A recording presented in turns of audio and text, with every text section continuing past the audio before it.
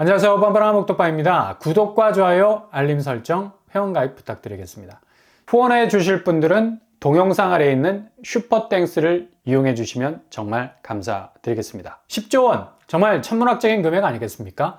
이 정도의 자금이 그것도 올해 안에 처리되어야 할, 그러니까 그 만기가 돌아온다면 정말 아찔할 수밖에 없는 쓰나미 그 자체가 될 수가 있습니다.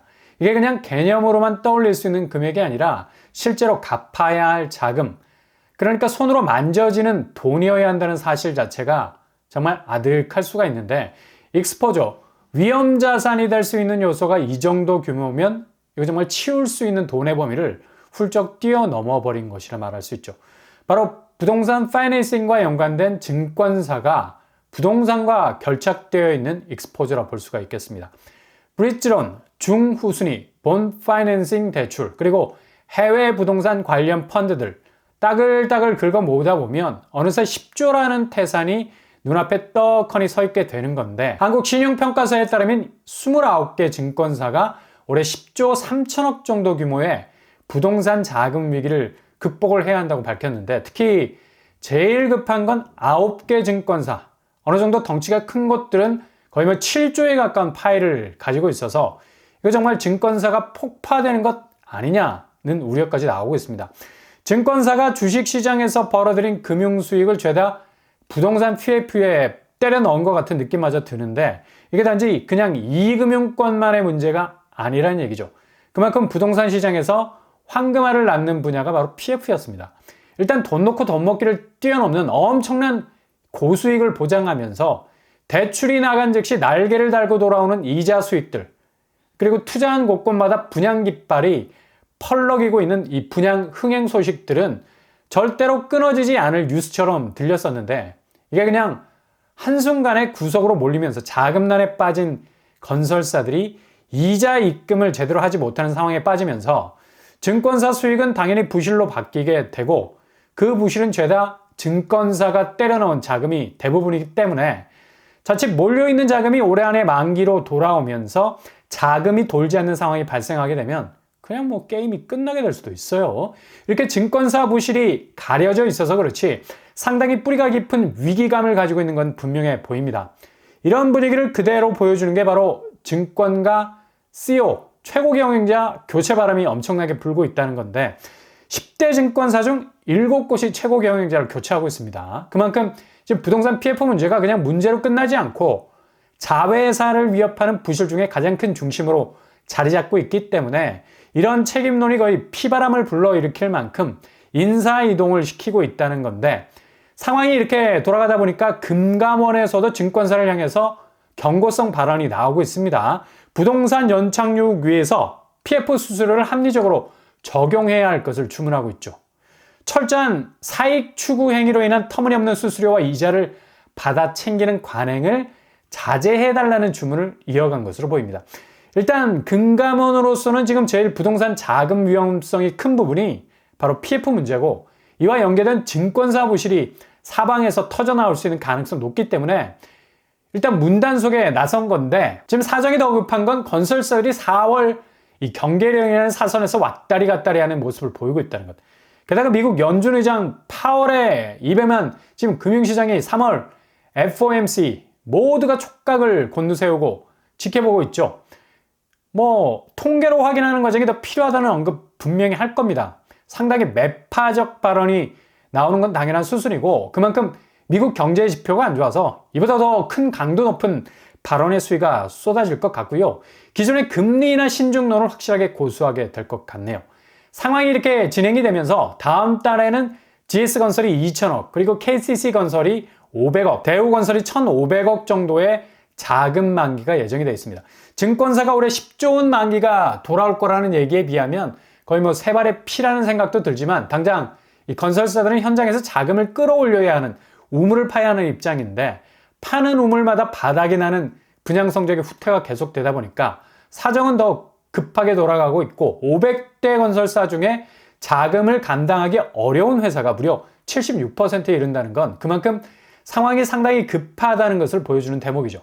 그러니 충당금 쌓는다는 명목 하에 사옥까지 파는 일이 허다하고, 일단 현금 탄화를 확보하지 못하면 죽는다는 생각이 지배적이기 때문에 이런 사단이 나오고 있는 겁니다. 그러니 당연히 시중은행, 기업 가계대출 건전성 지표는 특히 기업 쪽은 굉장한 증가세를 보일 수밖에 없는 거고요. 국민은행 총 여신을 봐도 기업 쪽으로 많이 기울어져 있어 보이고 하나은행도 마찬가지. 그리고 우리은행도 늘어나는 추세. 모든 시중은행들이 건설 쪽 기업에 대한 대출이 상당히 큰 폭으로 전년 대비 증가하고 있는 걸 볼 수가 있습니다.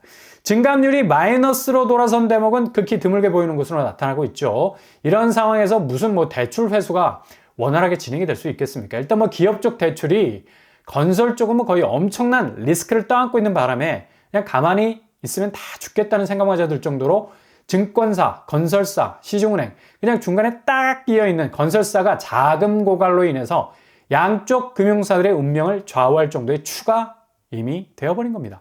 그러니 건설사는 빨리빨리 자금 회수하기 위해서 분양을 내리꽂고 있는 상황인데 어떻게 해서든 닷을 내려서 뭔가 쌍끌이, 삼끌이를 동원 분양 성적으로 승부를 볼 수밖에 없는데 지난주 청약 홈이 닫히고 22일까지 청약을 하지 못하는 셧다운이 진행이 되는 바람에 엄청나게 밀어내기 분양이 나왔었습니다. 그럼에도 불구하고 그냥 바로바로 분양 성적 참패로 이어지는 참담한 결과까지 떠안게 됐는데 유일하게 서울에서 분양한 더샵, 둔촌4레만이 1순위 청약 마감이라는 커트라인 속으로 들어가고 나머지 13곳은 그냥 거의 물을 먹을 정도.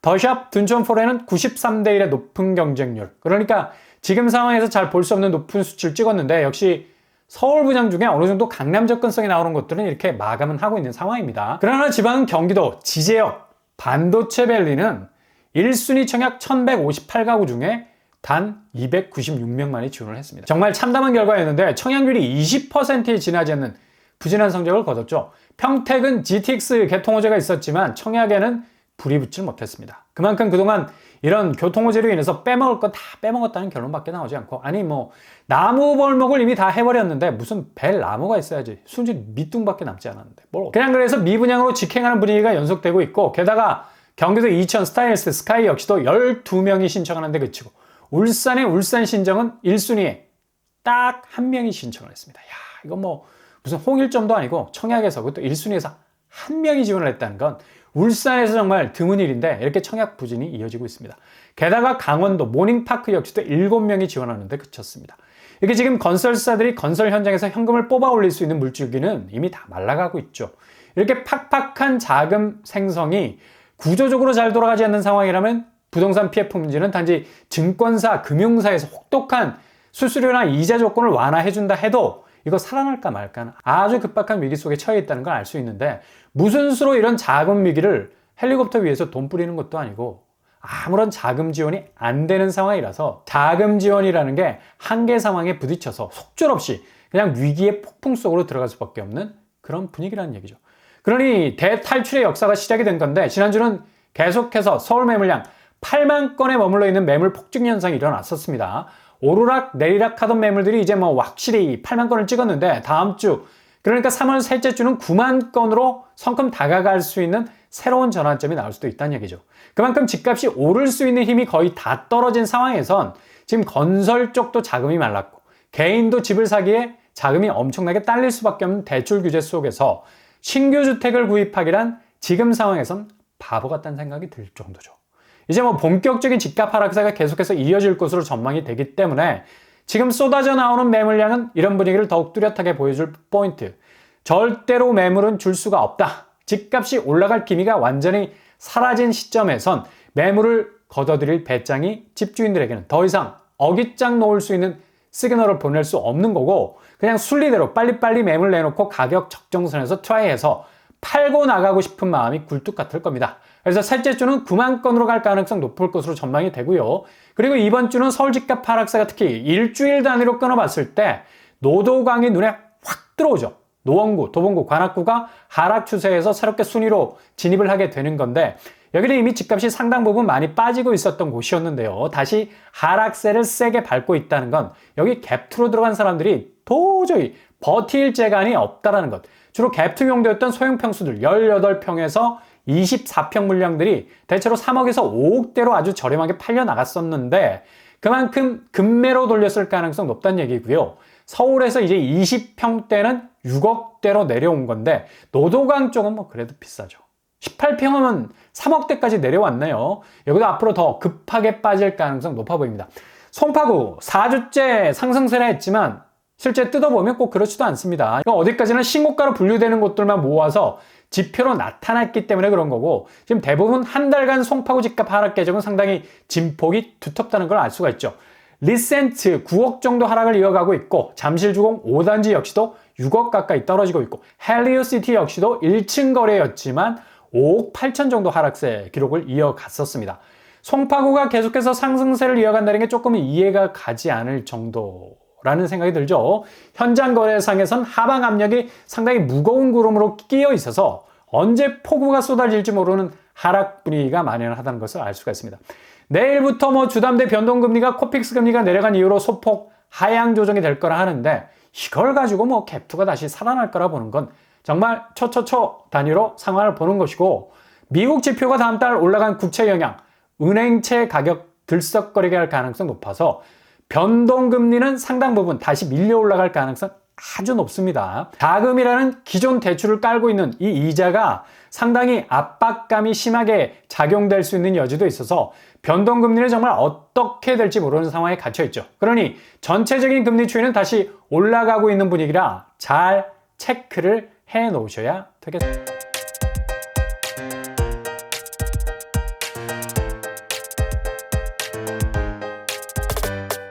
오늘의 부동산 캐리커처, 증권사, 시중은행 사이에 끼어있는 건설사, 다음 달 돌아오는 만기, 그리고 금융권도 만기 금액이 장난이 아닌 상황에서 지금 째매째매 나오는 지표가 시장을 반전시킬 힘은 거의 없다고 보면 되겠습니다.